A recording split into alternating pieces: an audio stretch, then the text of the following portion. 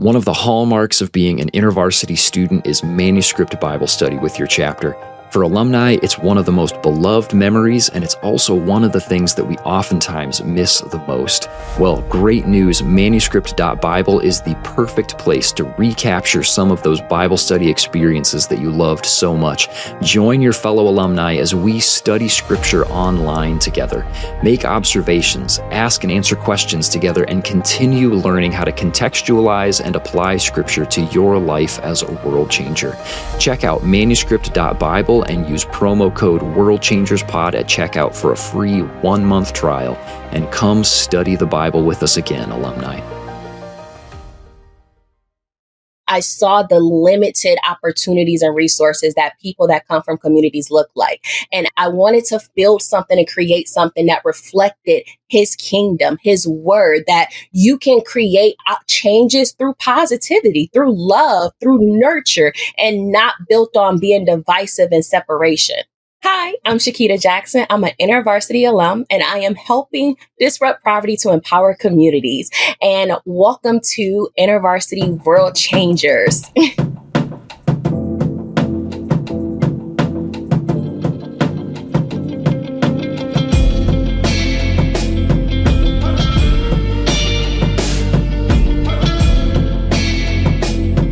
Chiquita, welcome to the podcast. Thank you for having me. Oh, I'm so glad that you're here, Chiquita. Hey, would you help our audience get to know you a little bit as we start to step into our conversation together? Absolutely. Hi, I'm Chiquita Jackson. I am the president and CEO of Chiquita Jackson Enterprise Corp. We work in 4 different states, Michigan, Maryland, Virginia, and DC. And our goal is simple: to empower those who don't have a voice, who are in disenfranchised communities, and help them understand positive resources so they can gain economic independence. Yes. I've heard you use the phrase like disrupting poverty. That's one of the approaches that you take to this. Let's keep going. Just exactly with where you're taking us there. Can you give us a snapshot of some of the work that you do and the impact that you're hoping it will have? Absolutely. So we look at poverty alleviation as a 360 approach. We have programs ranging from career readiness, so helping people find jobs, helping them with resumes. We also work with youth as well. So helping our youth understand how to become positive role models in their communities versus being a victim of the juvenile system. We also do a lot of grassroots data and research and advocacy, just really looking at the core causes and issues in communities and helping the local and state government understand how to better support and where the most efficient way to utilize the resources and funding that they have available for the community. So really just looking at the community and also working alongside the government, putting those two together to create immeasurable changes so we can help not only this generation, but future generations moving forward. Wow. I mean, it sounds like it is a very holistic approach, a partnering approach. This sort of what's the phrase of the give a man a fish versus teach a man a fish, man how to fish sort of approach. And like, okay, what can we do to train and prepare and set you on your way, and to bring in local partners that you will continue working with in important ways? Absolutely. A core reason why I founded this organization is because a lot of the things that I noticed that wasn't available for people that's in my family was available for me, being a first generation high school graduate, college graduate, entrepreneurial. Wow. I saw the limited opportunities and resources that people that come from communities look like. And as a strong believer in Jesus Christ and a follower of his word all my life, I wanted to build something and create something that reflected his kingdom, his word, that you can create changes through positivity, through love, through nurture, and not built on being divisive and separation. Oh my goodness, Chiquita, if there was ever a time that we needed that, we need you, Chiquita, and the work that you're doing. Thank you. Holy cow. That is just that statement right there of hope, positivity built on the goodness of God's kingdom and not division. I mean, oh boy, I'm already sold on the work that you're doing. So I'm excited to keep hearing more the layers upon layers of what some of this looks like and some of the stories that you have to tell. But part of the story that you have to tell is that, as you mentioned in the intro, you are an InterVarsity alumna. And so can we go back just a little bit, and will you tell us about that, how that part of your life came to be, and maybe some of the influence that that's had on where you are now?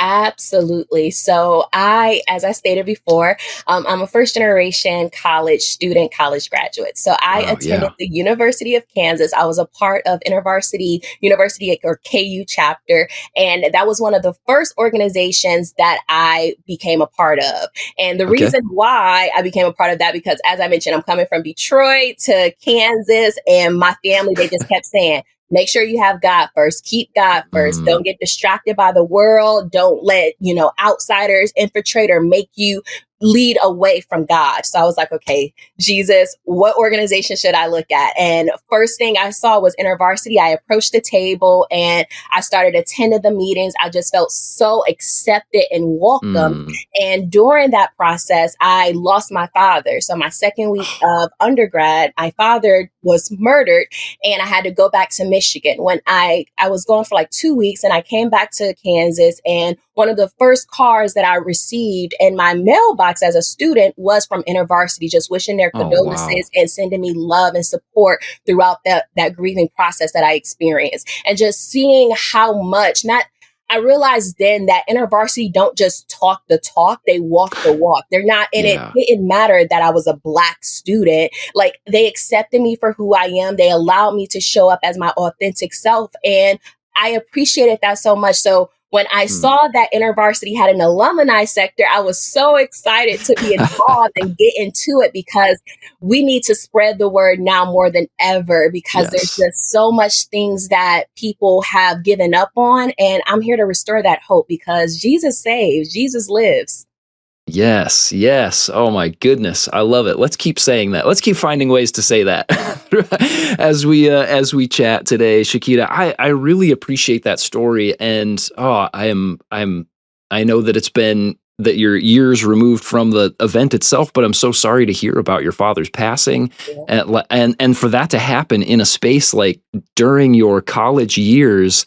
That is incredibly disruptive, extremely difficult. I mean, just I don't have the right words to describe how painful that must have been. And I'm also really proud and thankful to hear that InterVarsity was one of many entities that was there to help support and walk alongside that with you. And that's something that you look back on as like, gosh, this was a really pivotal moment for my relationship with InterVarsity. Absolutely. And it allowed me to realize that I was not the only college student that loved God and loved Jesus Yeah. and wanted to, still be embodied in his work. Like, they made me feel accepted when I thought that I was going to be outcast. And for Hmm. those spaces that InterVarsity created for me as a young 17-year-old, I will never forget. And I always take with me. I still have the card to this day. It's stashed away in Wow. my scrapbook savings and keepsakes. I love that. I love that. And I would imagine that sort of that interaction there is not totally different from some of the experience that you have with the communities that you work with. Like maybe people who say like, I don't know, has everybody just kind of given up on me or just like sort of left me to fend for myself here? And here you are stepping in to say, no, that is not the case. I will not stand for it. Like, I'm going to be a part of this with you, and we are going to help empower you and to bring in a support system so that you can keep going, and so that you can see a positive direction for your life. And so it sounds like that's maybe a value that you've carried on into this season of life. Absolutely. I realized that change starts with one person. You don't need a Mm, lot of people to start a change, which with the change in regards to how we view Christianity, it only took for Jesus Christ to sacrifice himself. And I was willing to be a person that stepped aside the grain. I stepped outside of what was traditionally accepted in the spaces of being a college student and growing up in the hood, to wanting to, like, okay, just because we come from this does not mean that's how the rest of our lives have to be. And wow. really, as what was so amazing to me as I've continued to grow throughout this journey is looking at my family members and how they changed their interactions, how they changed their viewpoints on life, and realizing that it just took little old me to stand on my 2 feet and stand my Yeah. ground on something that I believe so heavily on, and being able to be like, hey, I'm okay with being an outsider. And now it seems like Mm. more people are okay with like, okay, well, Chiquita, she's an outsider and God is still blessing her and showing her love and support. I can do that too. So really just, I believe that you should walk by faith and not by sight. So me walking by faith, that means that I believe that Jesus is going to guide my steps and he is not going to lead me astray. And standing on that confidence that God got my back no matter what. And when I showcase that, people be like, where do you get your confidence from? And I tell them I get it from my Lord and Savior. And Wow. and when they hear that, they trust me a little bit more, because they're like, hey, if you can stand on principles, you're not out here doing anything crazy. I can be able to listen and trust you to be able to provide me services or to be able to help me get out of my current situation, because I see that you walk the walk and not just talking the talk. Yeah. Wow. Chiquita, speaking of, it only takes one person to get change moving. I mean, tell us the story of how you, as you put it, little old me, how Chiquita Jackson Enterprise Corp got started. Like, what is that? We've heard some of your InterVarsity origin story. Tell us this nonprofit origin story. Yes. So it actually stemmed from my work, and just as I'm a big on advocacy, I really believe that advocating for those who don't have a voice. And in 2019, I was a part of this program called Young People For. It is a fellowship program underneath the American People for the American Way, a nonprofit located in Washington, D.C.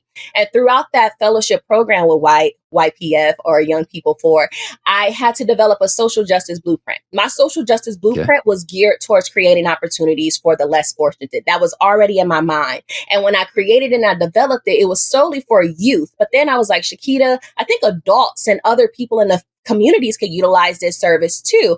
And mind you, I was just a senior in college when I started. Okay. So I've been an entrepreneur since my senior year. Like since 2020, before I graduated, I was already a year into my entrepreneurship journey. Amazing. So I decided that I wanted to help create change. Now, my first year, I was not as successful. I only made like $600 that first year. Okay. So it wasn't like it was profitable off the jump, but I just kept going. The next year, I saw a small increase of $1,500. The year after that, I saw a substantial increase to $40,000. 2023 saw an increase to over $150,000. Last year, $200,000. So each year, I kept perfecting and tweaking the work to making sure that it reflects the communities that we serve, and it doesn't reflect my personal desires.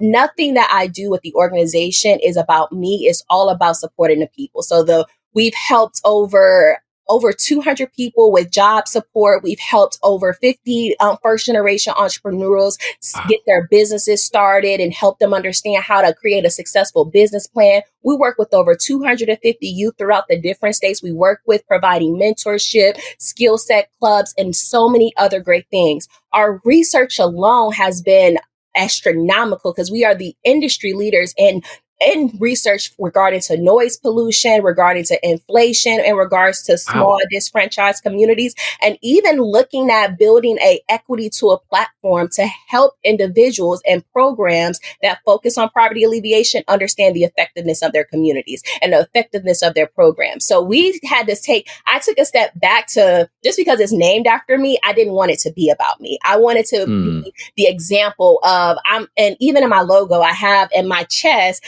diamond, because I believe I'm a diamond in the rough, and you can't be a diamond in the rough. And diamonds, they put pressure. You got to put pressure on it to make a diamond. And I endured a lot of pressure in my childhood. I've endured a lot of pressure in my adulthood. And I believe that with that pressure makes diamonds. It don't make you fall. It doesn't make you weak. It makes you stronger. It makes you valuable. It makes you priceless. And that is the mission that I'm here to set for people. Because I think that a lot of people, just like you mentioned, they feel hopeless. They don't feel like they can connect to anything because nobody has really showed up for them 100% and authentically. So for me to be able to show people the evidence of my work speaks volume to me because I let them know, hey, I can stand on the backside. You can do everything, but I just want you to understand I want you to go in a positive direction and don't utilize this for personal gain or anything of that nature. Use it for the progression of the community and for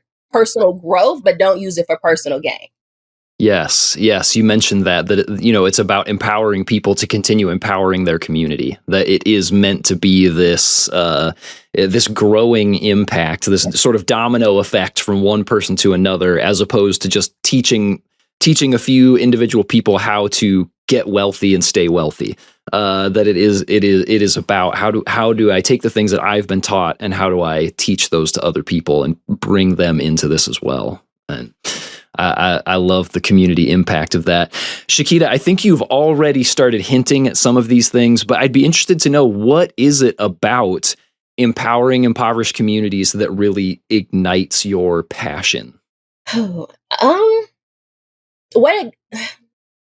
love this question because it took a village to raise me.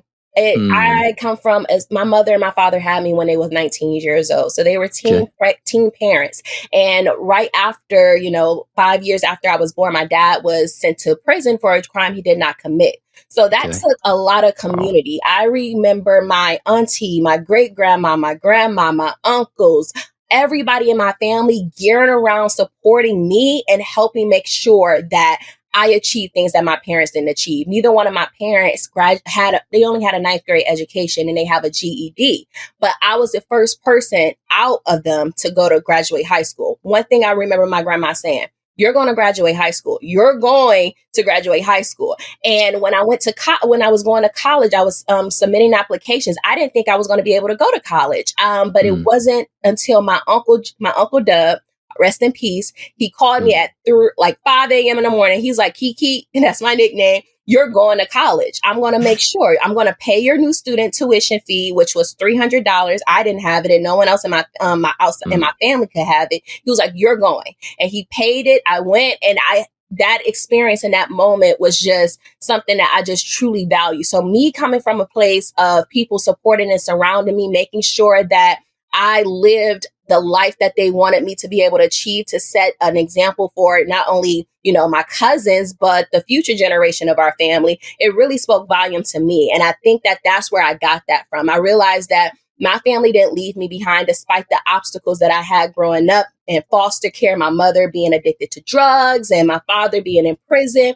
My family did not give up on me, and them not giving up on me and them having that community. And I'm speaking on my family, but I also had teachers that made sure that they were on my head. Chiquita, submit your work. Chiquita, I see you hanging out with those friends. They're no good for you.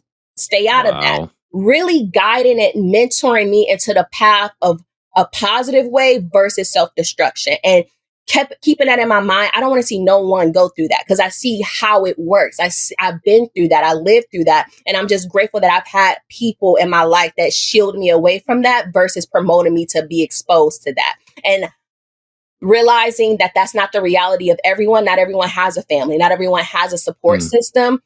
CJE Corp was designed and built to be that support system for those who feel like they don't have one in their own personal lives. Wow. Yeah, it just, as you're sharing that story, it's like looking into a mirror of the things that you've already shared about the work that you're doing. Like you can see those elements of, sort of the one person standing up to make a difference and the community coming around together, the sort of the reflective impact of an individual for the community, a community for the individual. And yes, it feels like you have taken real life experience and said, these are sort of the examples I've been given and the things that I've seen in everyday life. I can connect with these things in a very personal way. And so I'm going to take this, and as I want other people to do, I'm going to use this to influence a community so that these people can influence their community as well. Amen. Yep. Wow. What an amazing, these are and I don't want to be flippant about the intensity of the hardships that anyone experiences, but it is encouraging to know that there is that you are sitting at a time in your life right now where you can look back on some of those things and you can say, I can see now some of the ways that God was at work through these really hard, broken parts of life. and he is using those to build his kingdom. And like, what an amazing encouragement for us as alumni to hear those stories of like, oh gosh, are there places that I can look back at the broken stuff and say, but God was there and he was building something for the future through them. Yeah. I love the example. I love the example that your story sets for us, Chiquita. That's for sure. Can you take us a little deeper into some of the just the practicalities of the work that you're doing? Like, what do how does your nonprofit accomplish its goals? And then can you tell us a couple of stories about people whose lives have been transformed because of the work that you're doing? Absolutely. I just want to first shout out because this work cannot be done without my amazing team. I have a team full of volunteers. We're transitioning to the employee space, and I'm just so Awesome. grateful that they have stood by my side. They believe in the mission and the goal and the passion, and it's one of the most diverse teams that I've been a part of. And to just wanting to give them a shout out because I don't do this work alone. They are detrimental to the work. And I just want to make sure that they get their acknowledgement and representation in this space. But I would say that the work that we do it has really been life changing to me. One of the things that we have done is we have looked at the data. We look at the data. We look at federal data, we look at local and state, and we utilize that data to really help us understand how we can best serve the areas that we're serving. So certain areas, specifically, I can give you an example with Prince George's County and Montgomery County. So back in 2023, I want to say Prince George's County poverty rate was at a 10%, almost at a 12%. While Montgomery County, their next door neighbors in the state of Maryland, it was only at 7 or 8%, which means that and also looking at the educational level, the high school graduates in Prince George's County was only 87%. However, that transition rate to college or higher education was only 35%. That means that over 50% of the students that's graduating high school, and Prince George's County has like 5 to 6 like HBCUs, universities, community colleges within that county itself. Only 35% of them are considering higher education. And Wow. that's a majority minority community. So that was very alarming to me. First thing I looked at was, okay, we have to build a youth program. And we built Promise Youth and Sports Academy to really help encourage and support youth for their 5th grade through high school journey, helping them understand. Like we've taken them to NASA, helping them understand a little bit more about STEM. We've done a field trip to the National African American Museum. So we look at the data to understand how we can tweak and reflect our programmings and our community engagement to really reflect the community, because I don't believe in just coming into an area saying, I know what's best, you're going to follow me. No, I'm going to meet you where you are and I'm going to encourage you to grow. And a couple of the examples, like, I spoke mostly on the youth program in regards to how we look at the data and how we use that to help us relate and translate that into our work. But outside of that, we have helped single parents, a single mother of 3. She's younger than me. She had her kids when she was a teenager, and she was having such a difficult time finding work. This was, I want to say 2024. Since 2020, she did not have a job. So she was not able to support for her kids. It was just really hard. She reached out to me and expressed her concerns. Now, I'm going to do resume writing. I do charge though. However, for this particular mother, I said, hey, don't worry about it. Send me over your resume and I'll help you, because I want you to win. I want you to succeed. And I want you to be the best you can be for your children, because I know what it's like looking at a parent and not being able to provide and going to bed starving sometimes. So I did her resume, and I honestly, within 2 weeks, she was like, Chiquita, I got a job. She can now provide for her kids. She can provide and put food on the table. She can do things that she was not able to do. Another example that I can provide you is one of the youth that I was working with specifically. She was a 7th grader at this time, and she just did not know what she wanted to do. She had some confusion. She was a little nervous and she was shy. She was so shy. honestly, after like 1 month of working with her and me building courage and letting her know her true potential, she became the captain on the team. She became one of our shining youth leaders, winning all the awards last year, just Wow. killing it. And another thing that I can state is throughout the research that we do and throughout us just being one of the industry leaders in the spaces that we have been able to build some very, very notable and strategic partnerships. Specifically, we have built a partnership being the My Brother's Keeper Alliance backbone chapter underneath the Obama Foundation for Prince George's County. We've also built partnerships and apprenticeship with the state of Michigan, offering data analytics or tech apprentices and internships to those who are trying to get into the tech space. So through our strategic partnerships, it helps us really amplify our work to a whole nother level and allow us to reach people and give people experiences and opportunities that they never thought that they could achieve. Wow.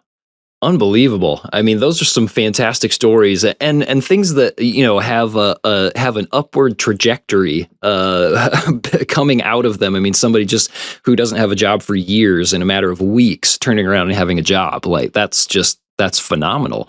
And this student who is having these moments of like actually getting to engage with her peers and excelling, getting all of these awards, like I would have to think the sense of dignity and like, when I act, it influences my environment. And like something happens when I lean in and when I do this thing.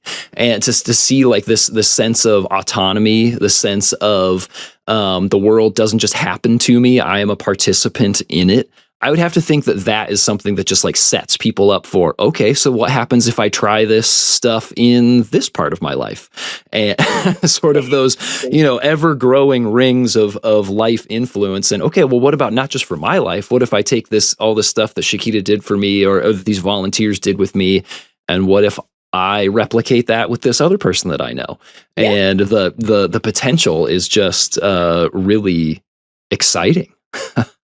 So exciting. And like for me, because I started it when I'm like, again, a senior in college, like graduating on the verge of graduating. I didn't have not 2 cents. I didn't know nothing about entrepreneurship.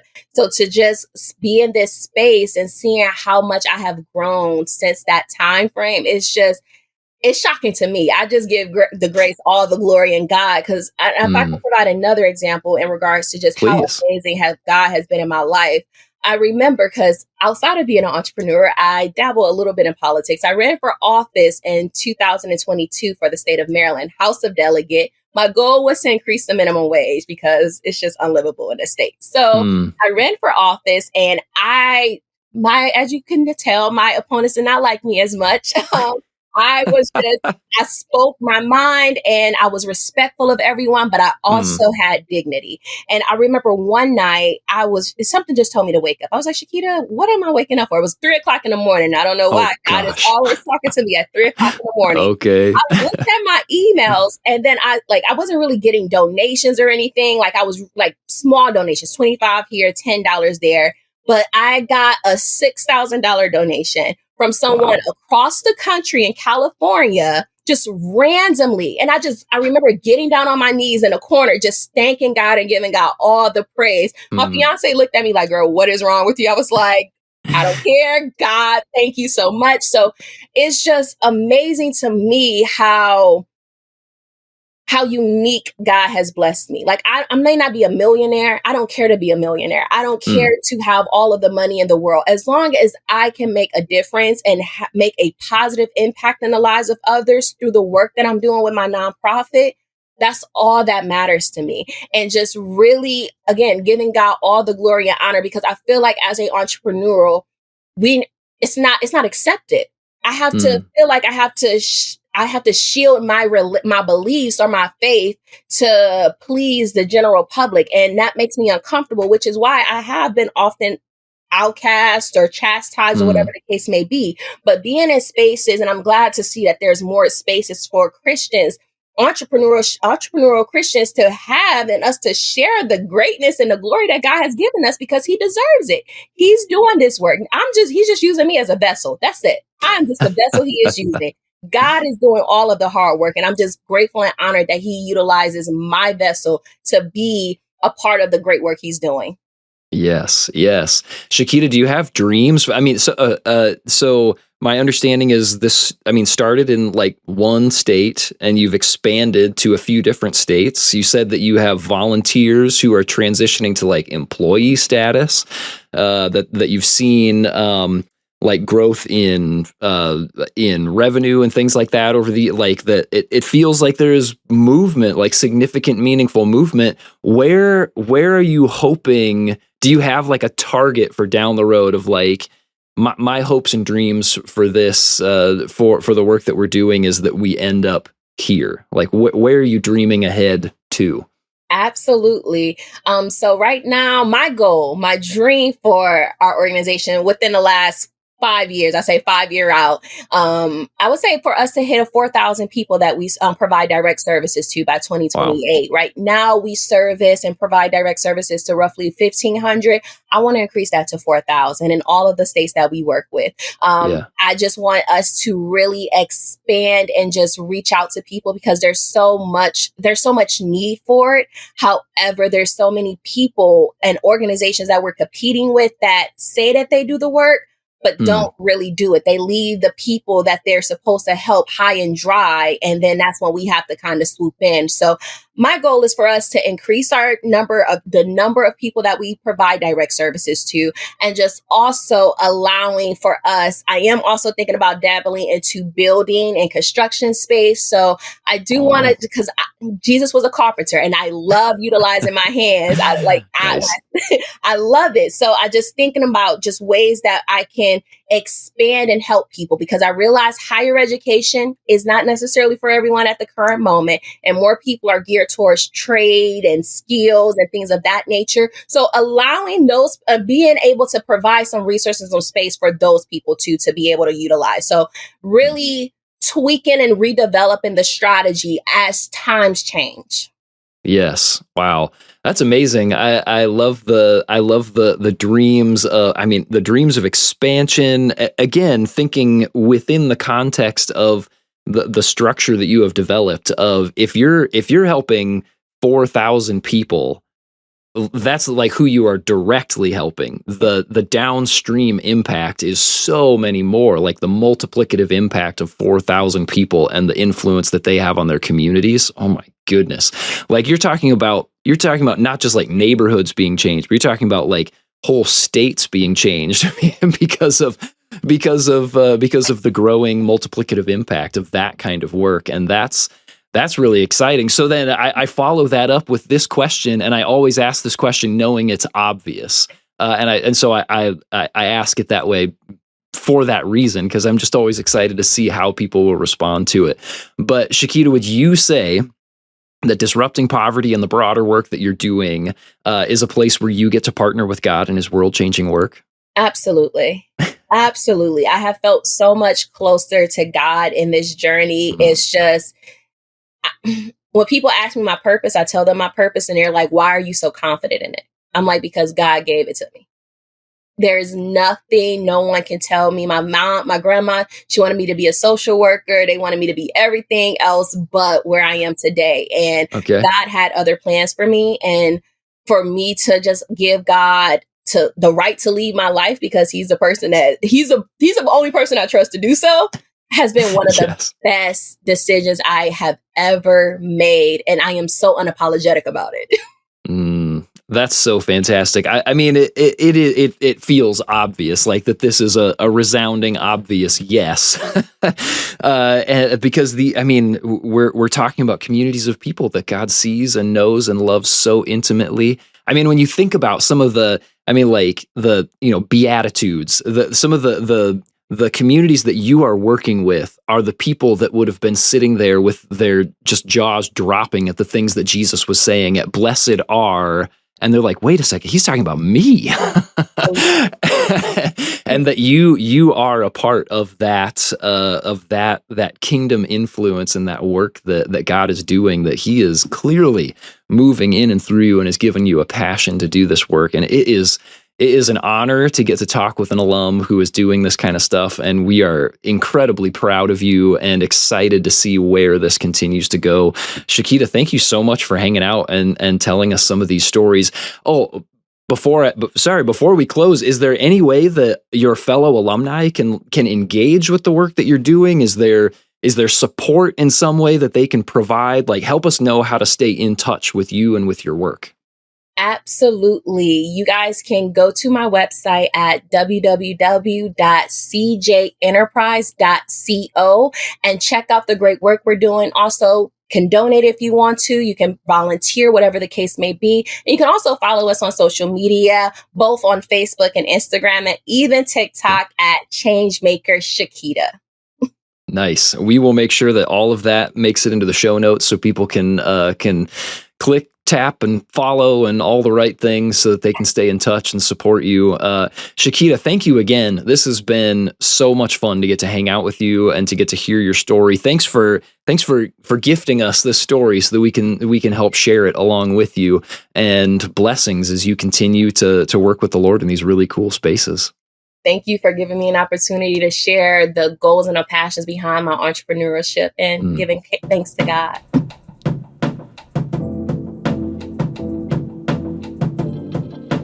Thanks for tuning in, alumni. If you know someone who would enjoy the InterVarsity World Changers podcast, please be sure to share the episode with them. You can also support the podcast by leaving a rating and a review or by visiting our donation page in the show notes. InterVarsity World Changers is brought to you by the InterVarsity Alumni Relations Team, hosted and produced by John Steele, production assistance by Mike Santera, and edited by Caleb Leppert. Our theme song is Crazy by InterVarsity alumnus Andy Mineo. Go change that world, alumni.